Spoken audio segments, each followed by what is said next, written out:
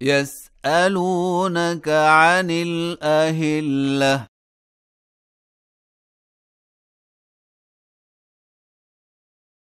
قل هي مواقيت للناس والحج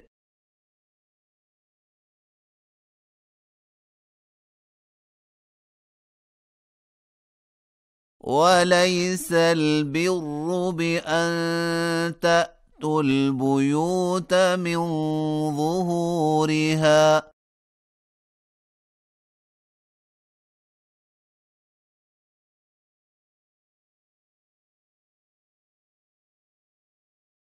ولكن البر من اتقى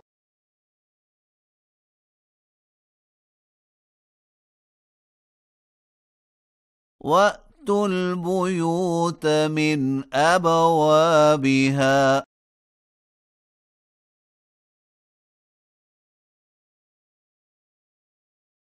واتقوا الله لعلكم تفلحون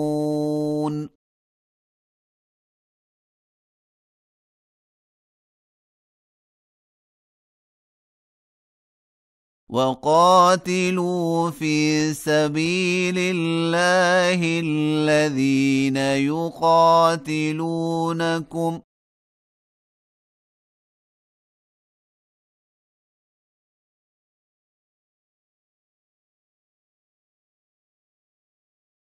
ولا تعتدوا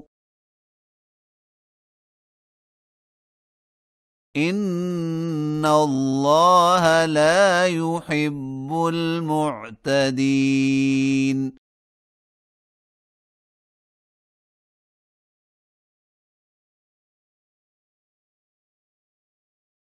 واقتلوهم حيث ثقفتموهم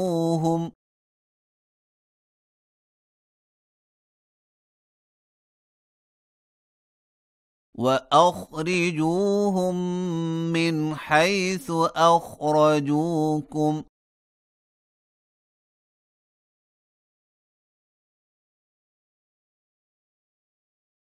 والفتنة أشد من القتل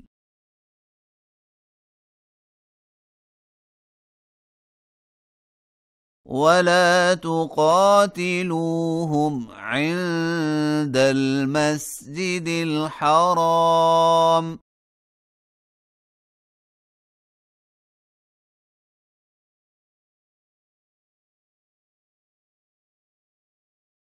حتى يقاتلوكم فيه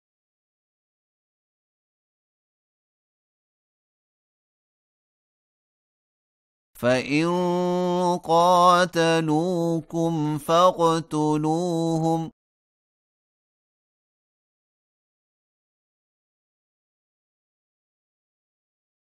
كذلك جزاء الكافرين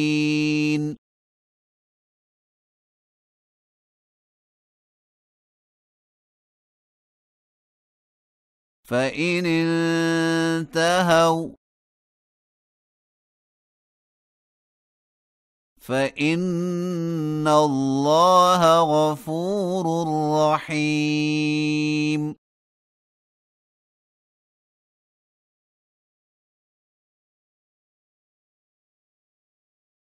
وقاتلوهم حتى لا تكون فتنة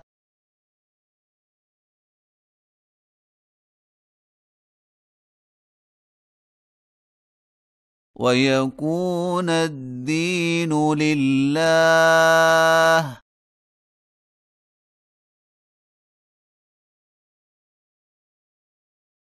فإن انتهوا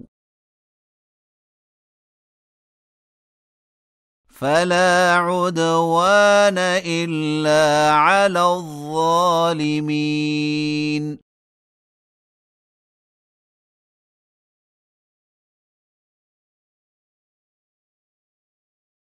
الشهر الحرام بالشهر الحرام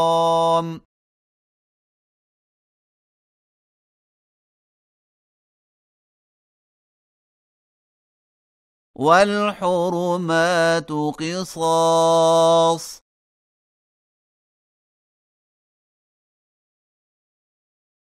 فمن اعتدى عليكم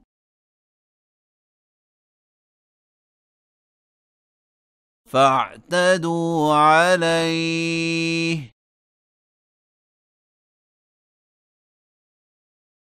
بمثل ما اعتدى عليكم،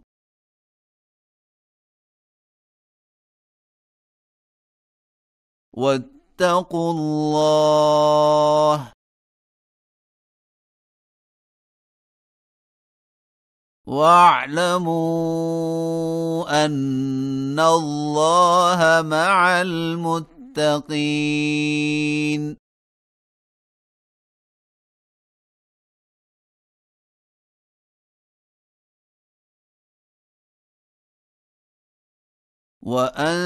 وأنفقوا في سبيل الله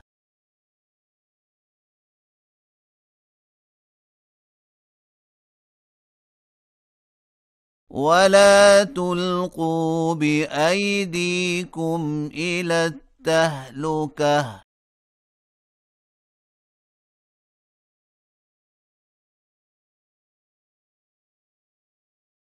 وأحسنوا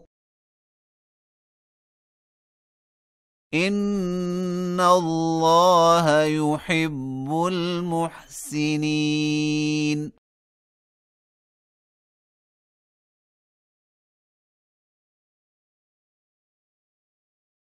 وأتموا الحج والعمرة لله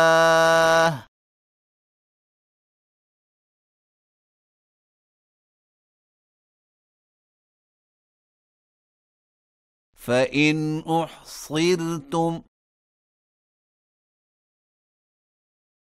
فما استيسر من الهدي،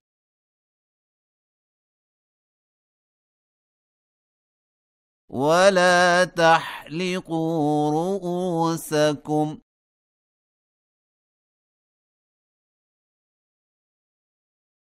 حتى يبلغ الهدي محله،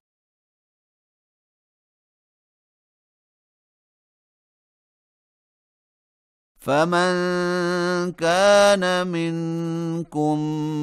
مريضا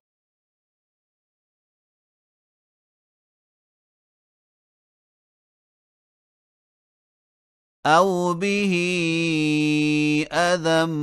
من رأسه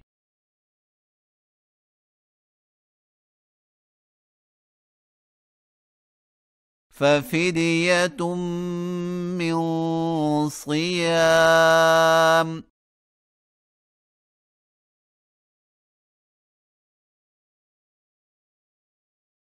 أو صدقة أو نسك،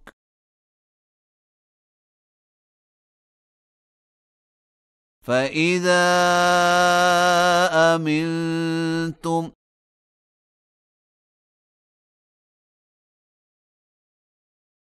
فمن تمتع بالعمرة إلى الحج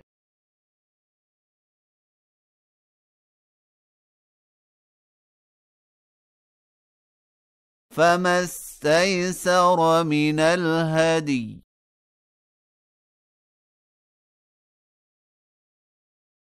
فمن لم يجد فصيام 3 أيام في الحج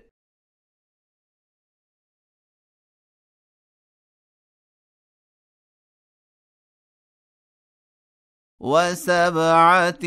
إذا رجعتم،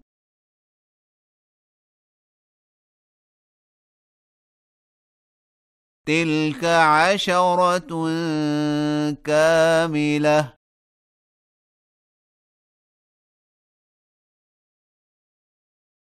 ذلك لمن لم يكن أهله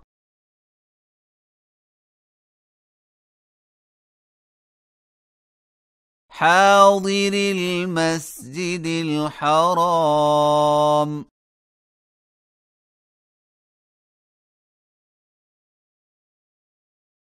واتقوا الله